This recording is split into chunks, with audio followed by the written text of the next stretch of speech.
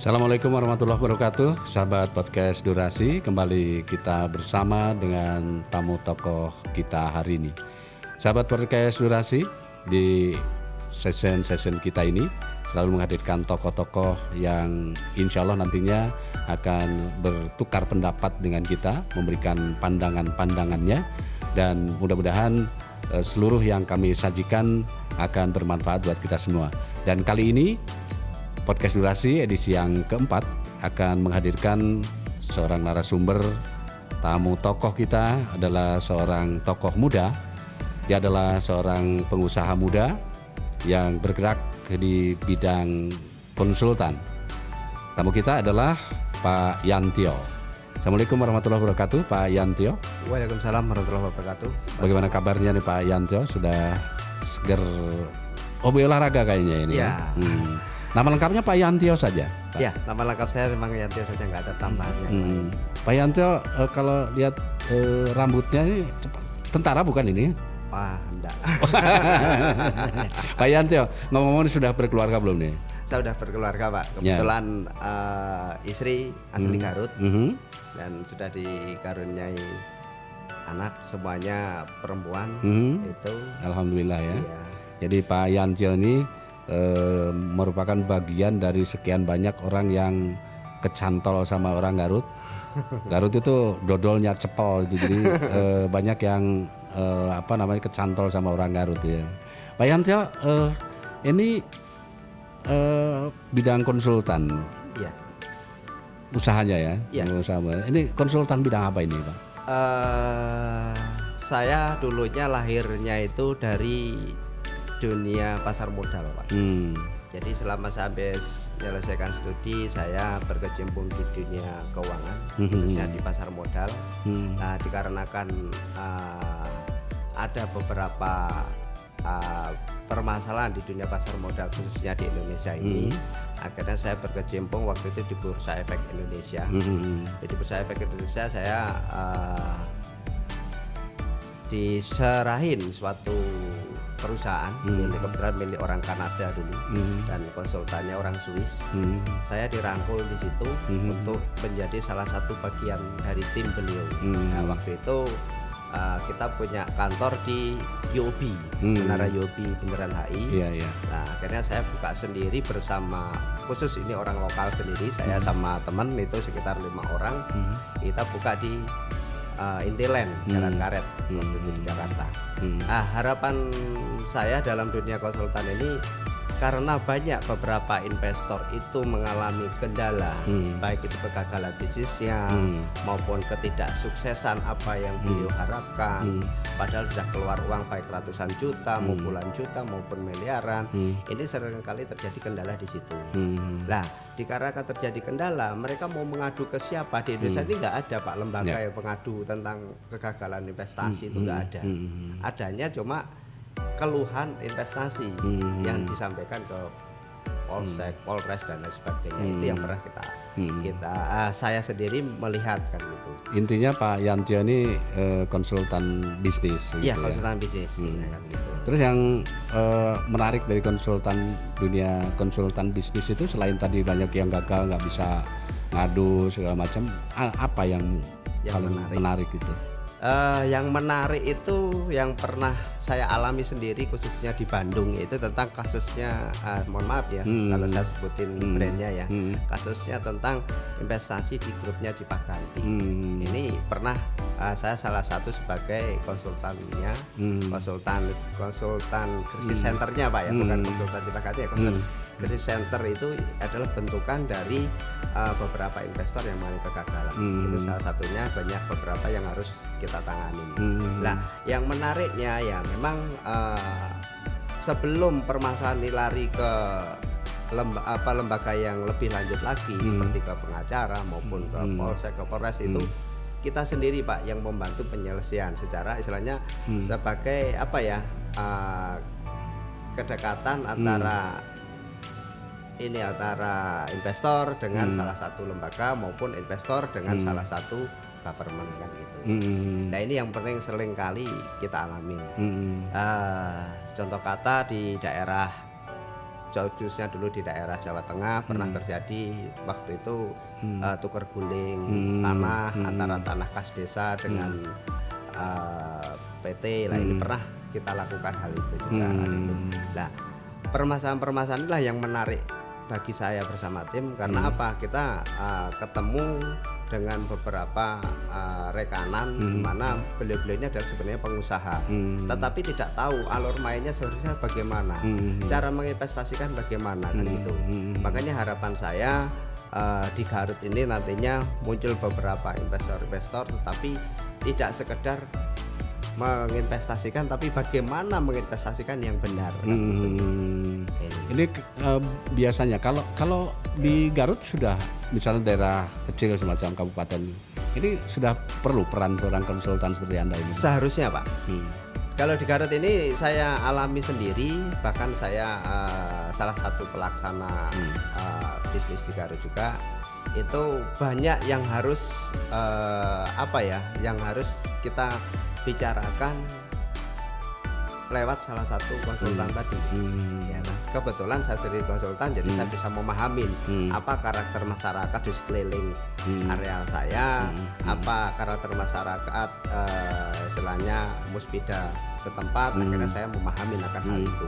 Makanya harapan saya seandainya Garut ini mau diciptakan menjadi salah satu kota mandiri ataupun kepingin menggait investor, ya mari, baik itu lembaga-lembaga pemerintahan atau apa, mari yuk kita kerjasama. Konsultan itu bukan sebagai suatu benturan buat pemerintah sendiri, bukan. Seharusnya konsultan ini sebagai salah satu bagian, karena yang mengarahkan, yang ini kan rata-rata contoh kata orang bikin andalalin UKL UPL pasti kan lewat konsultan, ya kan, tentang masalah laporan keuangan dari lewat konsultan, ya kan, beberapa itu kan.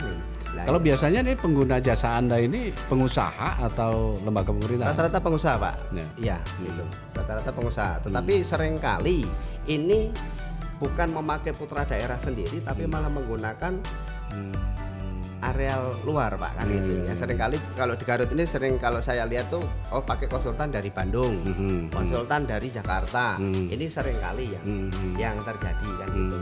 Baik, tapi kenapa saya berkeinginan dalam di Garut ini, keinginan saya di Garut itu nantinya yuk kita bentuk dari rekan-rekan ini, contoh kata adik-adik yang baru lulus kuliah, mereka mempunyai jiwa yang spiritnya oke, dan istilahnya pandangannya lebih luas, ya kita rangkul aja itu. Karena sebenarnya dunia konsultan ini lebih menarik kalau menurut saya daripada yang lainnya. Kenapa? Karena ini sendiri-sendiri Pak, dunia konsultan dia bisa menjadi seorang figur pengusaha, dia bisa menjadi seorang figur baik itu pengusaha keuangan, baik itu pengusaha properti, baik itu pengusaha yang lain-lainnya. Ini karena harus mengetahui dan harus tahu. Misalnya tahu bisa terampil ahli. Seperti saya pernah sama almarhum Prof Satino dulu diginikan, Dek, 4 hal yang perlu kamu ketahui. Saya pernah bertanya, Om bagaimana Om bisa sukses ini? Saya bilang 4 hal. Jadi orang itu apapun pekerjaannya harus tahu dulu. Tahu, bisa, terampil, ahli. Gitu ya. Tahu, bisa, terampil, ahli.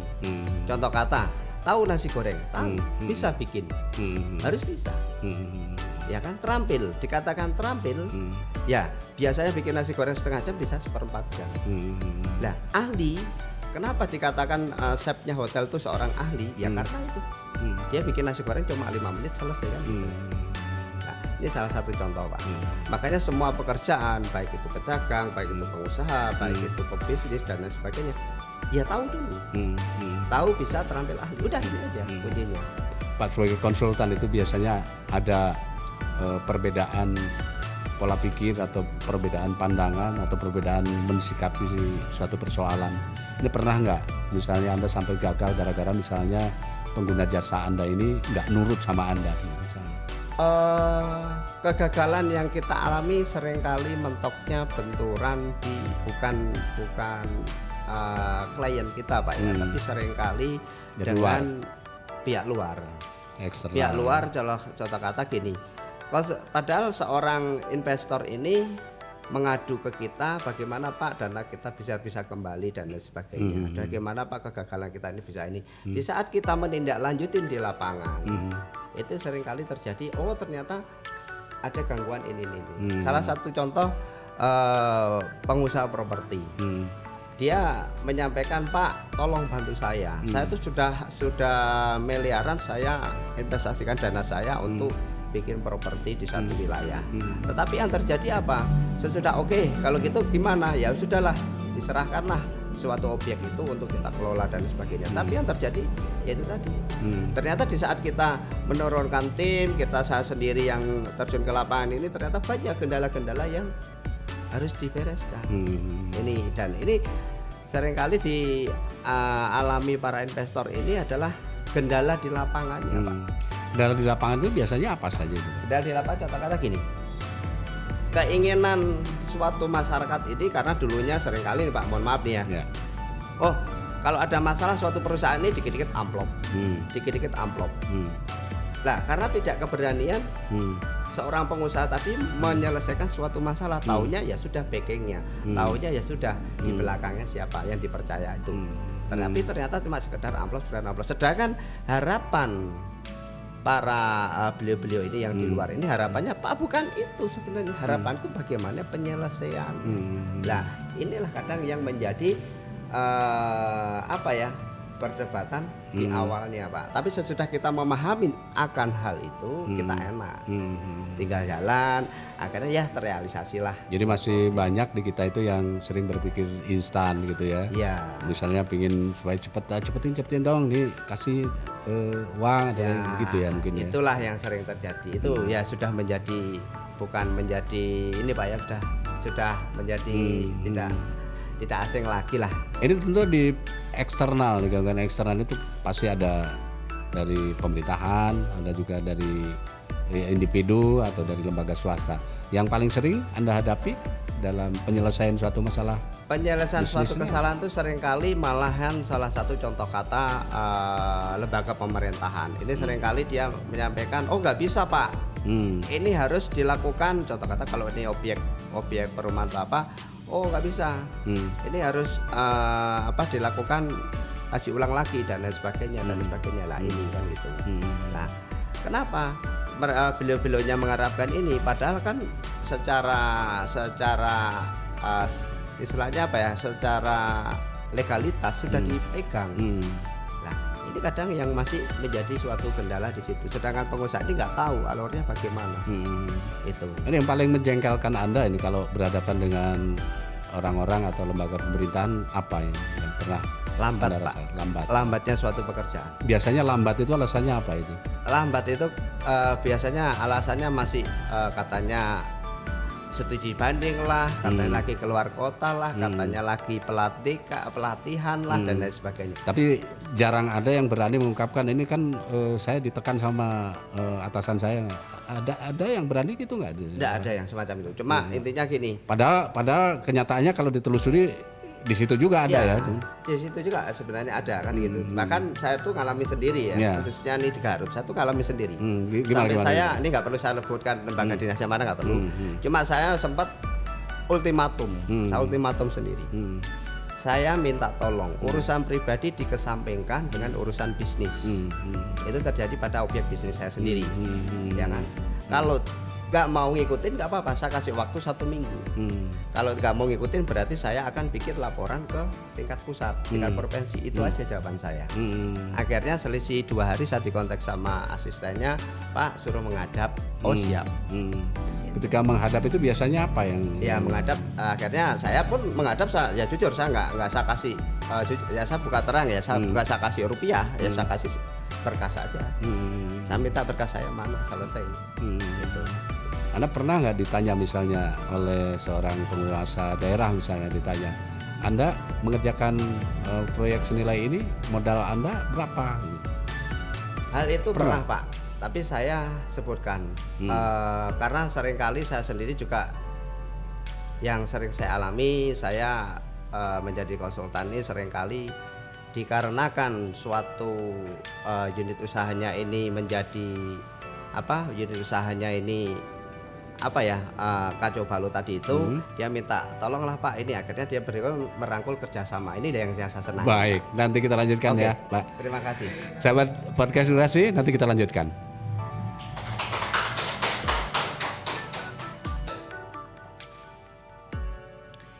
Baik, sahabat podcast Durasi, kita lanjutkan perbincangan, dan saya agak menarik sekali tadi yang kita bicarakan terakhir itu. Ternyata ada liku-liku yang menarik, itu ketika Pak Yantio itu yang sebagai konsultan itu harus berhadapan dengan perilaku-perilaku pelaku ya. Misalnya salah satu contohnya ketika harus berhadapan dengan lembaga pemerintahan atau orang-orang pemerintahan, itu tadi sudah dimulai.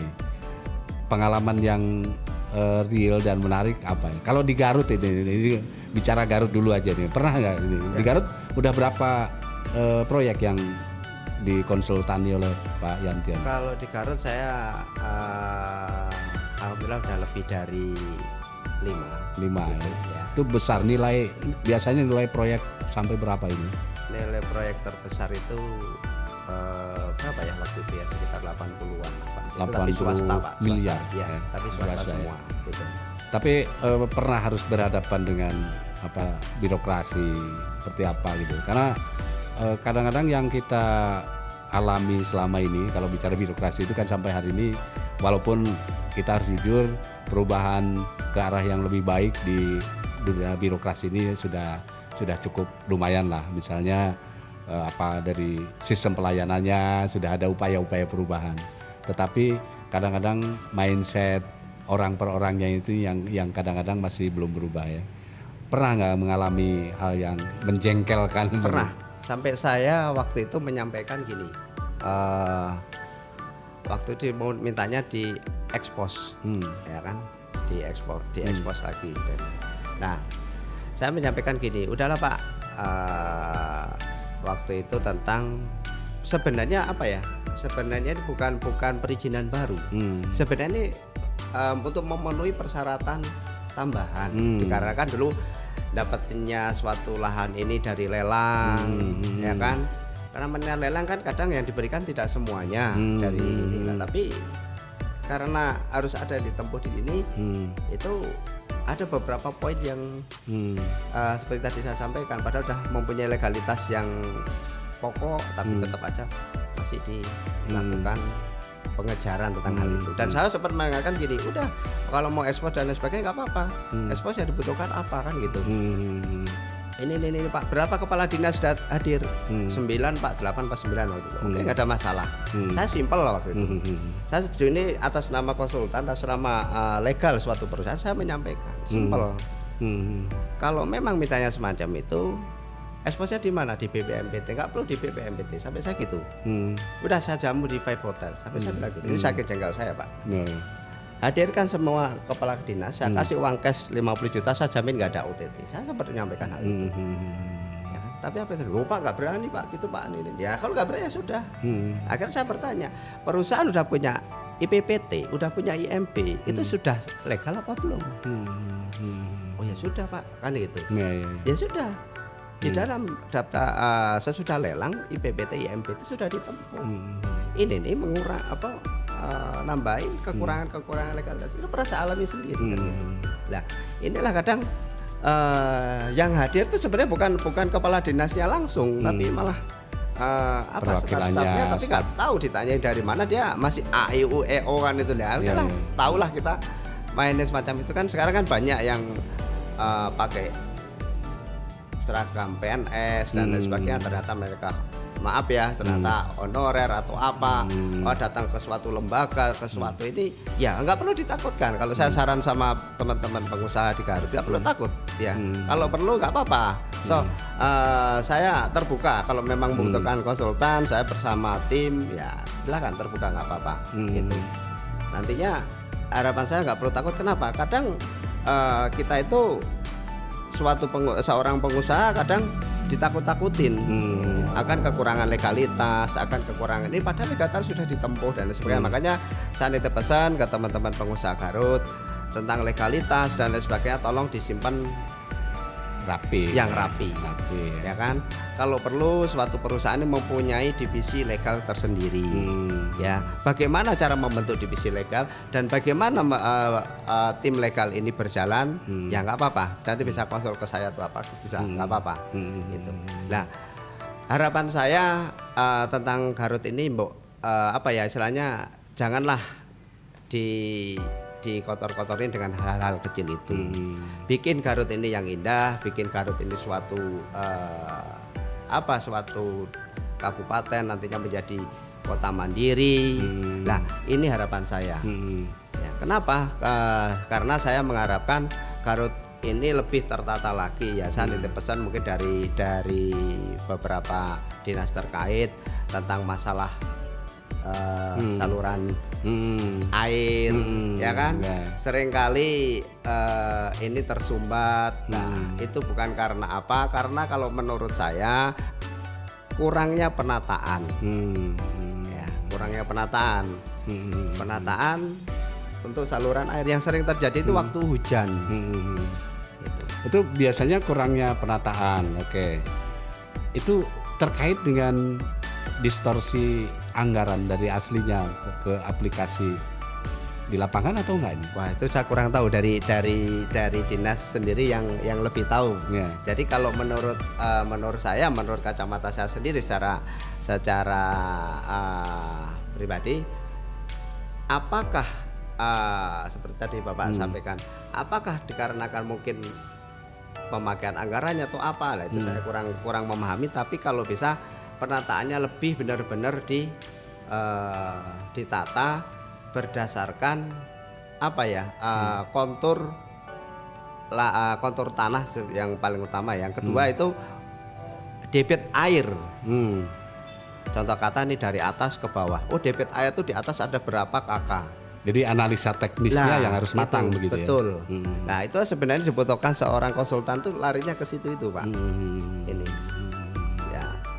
Rata-rata yang sering terjadi ya sudah, dinas ini mereka udah pakai aja konsultan A, konsultan B. Tetapi kadang belum tahu konsultan ini sekedar dia menulis di kertas apa dia sudah pernah melaksanakan. Nah, ini Pak yang perlu dipahami, Pak. Jadi rupanya terjadi persaingan juga di dunia konsultan. Betul, memang terjadi persaingan sebenarnya, tapi kalau bagi kita bukan seorang pesaing, Pak. Tapi seorang rekan, Pak. Itu. Karena kita tidak pernah saya secara sendiri tidak pernah saya bersaing dengan konsultan A, konsultan B, tidak. Justru sebagai rekanan kita. Bahkan saya seringkali bilang, bro, yuk kita sama-sama ini, yuk sama-sama ini. Nah, inilah harapan saya. Contoh kata penataan saluran air, khususnya di jalan-jalan yang menjadi perdebatan. Kenapa saya katakan menjadi perdebatan? Karena seringkali ada kata-kata ini bukan jalan kabupaten, ini bukan tanggung jawab kecamatan, ini tanggung jawab kabupaten, ini bukan tanggung jawab kabupaten, tanggung jawab provinsi. Nah, seharusnya kan dari situ kan, kalau memang ini tanggung jawab provinsi, minta tolong. Kalau saya sebagai konsultan, saya akan bilang kasih patok batasnya dari mana sampai mana. Ya kan, Pak? Atau peta itu harus jelas. Kalau nggak peta jalan kan ada, peta jalan dikasih warna. Nah, suatu dinas pasti memiliki. Apalagi untuk penataan tata kota yang kedepannya, contoh pembukaan jalan baru nantinya, pembukaan rumah sakit, pembukaan pemukiman dan lain sebagainya. Itu kan sebenarnya udah peta. Perencanaan ke depan, seperti kayak orang mau bangun ada RAB-nya kan gitu, mau ini ada. Lah, inilah sebenarnya sebagai acuan. Ada satu lagi saya ingin tanya nih, penasaran ini. Kerja konsultan, Anda misalnya ditunjuk oleh suatu perusahaan konstruksi atau properti atau apa begitu ya. Untuk memuluskan agar proyek itu dapat oleh perusahaan itu, pernah nggak harus melobi misalnya ke kepala daerah atau ke penyelenggara proyek misalnya di dinas terkait, pernah nggak itu harus begitu lobby begitu? Kalau untuk mendapatkan suatu tender atau proyek, saya kebetulan alhamdulillah selama ini saya tidak pernah mengajukan. Baik saya secara EPT maupun CV saya maupun secara ini, tapi rata-rata saya malah mendapatkan penawaran langsung Pak dari salah satu PTA, PTB ini. Sekaligus bahkan saya dirangkul, ya sudah Pak kalau gitu Bapak beli saham saya sekian. Nah, itu seringkali saya lakukan. Makanya saya berkecimpung, menariknya dalam dunia konsultan yaitu dan saya senang melakukan hal ini karena banyak bertemu yang saya alami Mbak ya. Saya alami secara pribadi, saya banyak bertemu dari beribu-ribu karakter orang, beribu-ribu orang. Baik mohon maaf nih ya, baik dari kalangan tukang beca maupun sampai kalangan pejabat tinggi, saya asik Pak ketemu Pak gitu. Nah, jadi tapi pernah nggak ini ketemu yang nakal-nakal gitu, misalnya secara prosedur administratif sudah dipenuhi, standar teknis sudah bagus, tapi pas harus pencairan dana atau kelanjutan proyek itu misalnya dihambat oleh orang-orang nakal ini? Apakah ini oknum pejabat? Apakah ini mungkin oknum di masyarakat juga? Ini kan kita kenal banyak sekali yang ikut terlibat itu biasanya dalam tanda kutip ada preman, ada pejabat ya, oknum ini ya, oknum itu. Pernah nggak ketemu dengan yang begitu-begitu? Kalau hal-hal semacam itu sering Pak. Jadi, tapi bukan suatu hambatan sih bagi kita. Biasanya gimana itu mengatasi? Ya kita tangasin, intinya gini aja. Saya seringkali bikin gambaran gini. Tolonglah teman-teman ormas maupun siapa ataupun preman dan sebagainya. Saya menggarisbawahi gini. Tolonglah dipahamin. Jika Anda menjadi seorang pengusaha, Anda datang ke suatu daerah itu membawa uang satu koper. Koper itu, uang isi koper itu ternyata pinjam dari bank. Pertanyaan saya, seorang pengusaha ini mengembalikan ke bank itu satu koper lebih apa dengan koper kosong? Kalau mengembalikan ke bank ini dengan koper kosong, silahkan kopernya dibagi-bagi isinya. Tapi kalau mengembalikan harus kembalikan 1,5 koper atau 2 koper, ya tolong. Bukan malah dikit kan. Tapi seringkali saya sampaikan hal itu. Yang pertama, yang kedua, saya pernah bertanya, bisanya apa? Oh Pak, saya bisa ini. Ya sudah, kamulah kerjain. Ini kalau saya Pak. Ya kemitraan ya. Ya, malah saya rangkul. Makanya saya bilang saya nggak pernah menjadi suatu hambatan. Mau teman-teman orang malah saya rangkul Pak. Ayo maunya apa? Ini ya ayo. Itu. Nah inilah Pak. Jadi selama ini Anda aman-aman saja, ya, nggak masalah karena saya lakukan hal semacam itu Pak. Dan saya seringkali kasih perumpamaan dulu. Umpama Anda pegang uang sekian ini, uang itu pinjam, kembalikannya plus bunga apa tanpa bunga, misalnya kan gitu. Nah ini Pak. Tapi kalau oknum pejabat pemerintahan biasanya permintaan mereka apa ini biasanya? Kalau oknum pejabat pemerintahan itu sebenarnya mereka nggak minta yang muluk-muluk Pak. Sebenarnya sih Pak. Paling kalau kita mau terang-terangan ya beliaunya paling cuma minta sekedar buat rokok, buat jajan, kan itu aja sih sebenarnya.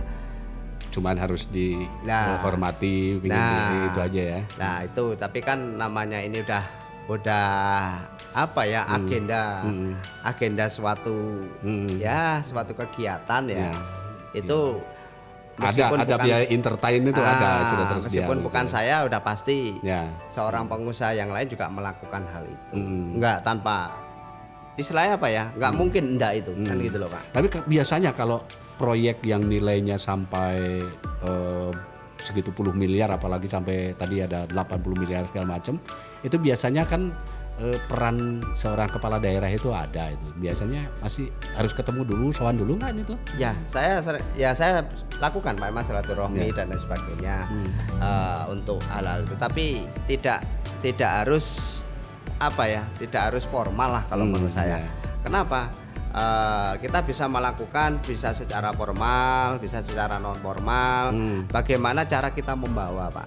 Itu karena kan selama ini ke siapapun lah ya, kita kalau bisa dekat sebagai teman, sebagai sahabat, sebagai saudara kan enak Pak. Ya, Itu. baik Pak Yantio, nanti kita lanjutkan. Dan saya tertarik nanti, tadi Anda berkali-kali mengatakan tentang kota mandiri. Sahabat podcast Durasi, nanti kita lanjutkan. Baik, sahabat podcast Durasi, kita lanjutkan perbincangan kita dengan Pak Yantio. Dan tadi saya sudah sampaikan sebelum jeda tadi, kita akan bicara tadi beberapa kali Pak Yantio itu menyebutkan tentang kota mandiri. Tapi ada beberapa hal yang mungkin tadi ada penjelasan yang masih terpotong, misalnya pengalaman bagaimana menghadapi birokrasi. Ini simpul akhirnya seperti apa? Kesimpulan yang birokrasi sekarang ini menghadapi para investor, menghadapi para pengusaha ini seperti apa ini sekarang pelayanan? Khususnya di Garut atau ya, gimana? Di Garut aja kalau pengalaman di Garut. Oke. Kalau menghadapi beberapa birokrasi di Garut, ya jujur lah, pinter-pinternya kita bagaimana menghadapi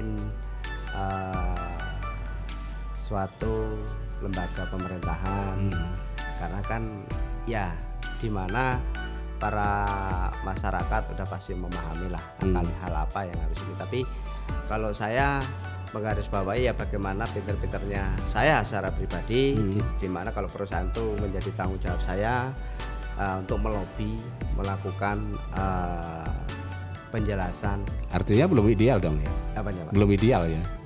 Udah Pak, kalau istilahnya menerangkan lebih detail lagi Pak. Ya. Nah itu kan gitu, seperti tadi saya sampaikan kan, kalau saat ini ada ormas dan lain sebagainya ini, saya poinnya semacam itu. Kalau ke pemerintahan ya saya poin aja kan gitu, Pak. Kita bukan apa, tapi kan yang saya bawa ini bagaimana suatu daerah khususnya Garut ini mendapatkan tambahan PAD. Ini yang saya gambarkan ke beliaunya. Tapi di sisi lain saya sering mendengar itu katanya, wah mau investasi di Garut itu susah, mending punya duit berapa juga. Ada arah-arah pembicaraan seperti itu. Itu benar nggak sih sebenarnya? Ya. Kalau orang ngomong gitu. Memang sempat ada salah satu investor itu waktu itu, kebetulan beliau orang Bandung. Kenalnya bukan sama saya langsung sih, kenalnya sama saya punya tim, akhirnya dikasih kontak ke saya, ketemu sama saya di salah satu mall di Bandung. Ya saya kasih informasi ini ya, jangan down lah, diberi tipsnya gitu ya. Saya jangan down lah, nantinya kalau memang mau investasi di Garut silahkan, yuk saya bantu. Kapan? Jangan takut ya. Ya, nggak perlu takut. Sebenarnya Garut ini bukan suatu tempat yang menakutkan, saya bilang gitu. Justru tempat yang indah. Bagaimana kita menerapkan konsep bisnisnya dulu.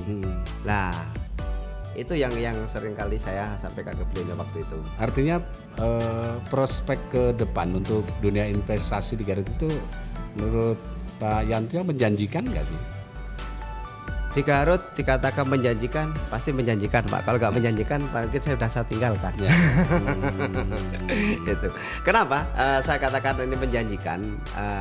Tergantung bagaimana harus membawanya.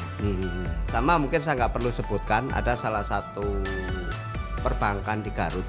Itu dulunya tahun 2008-2009 saya yang merintis di suatu daerah, ya di daerah, khususnya di daerah Sumedang ke sana ya, Kabupaten Majalengka itu.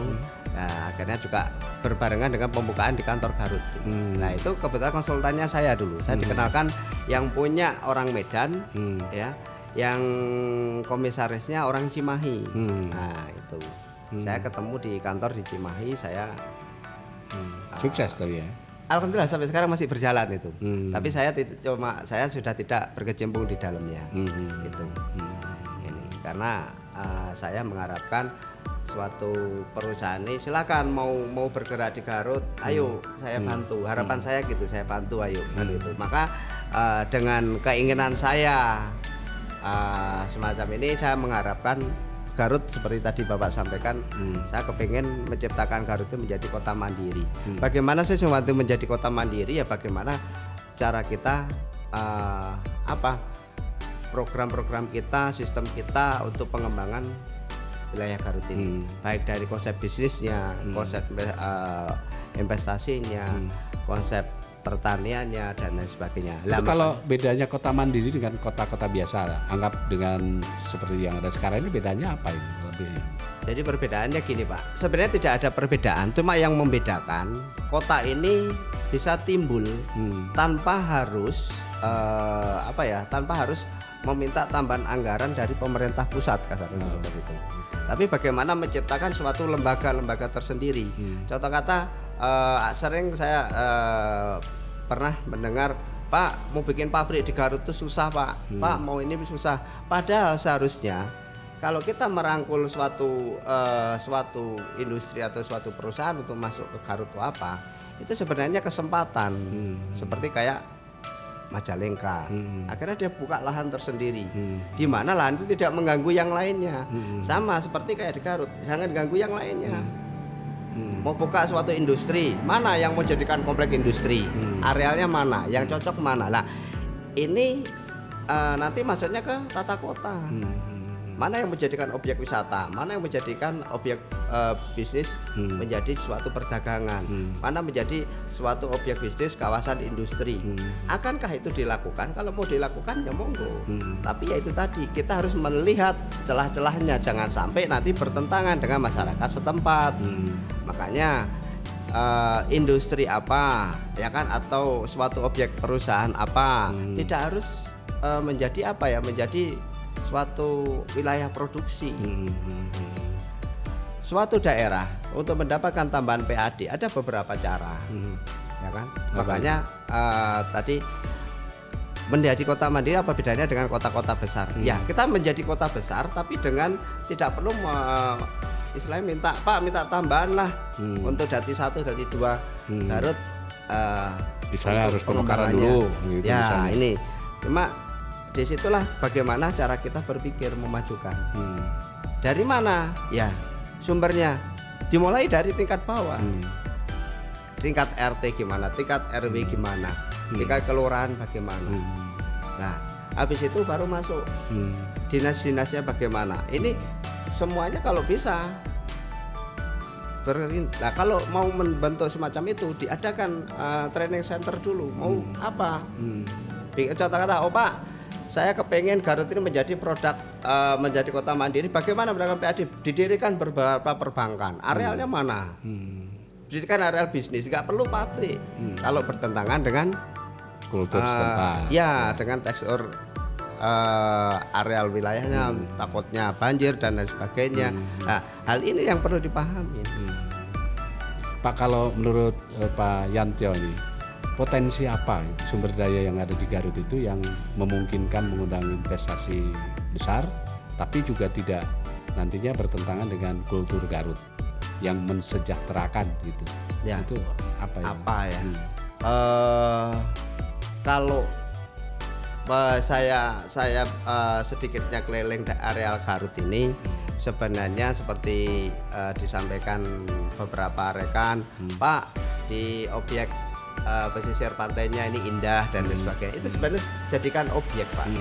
Objek bagaimana pecatu Bali itu bisa pindah ke Garut. Nah ini ya bagaimana para investor ini menanamkan menanamkan dana investasinya ke sini untuk dunia pariwisatanya kan gitu. Ini salah satu ya kan. Nggak perlu harus seperti mendirikan pabrik akhirnya bertentangan, mendirikan ini bertentangan, nggak perlu.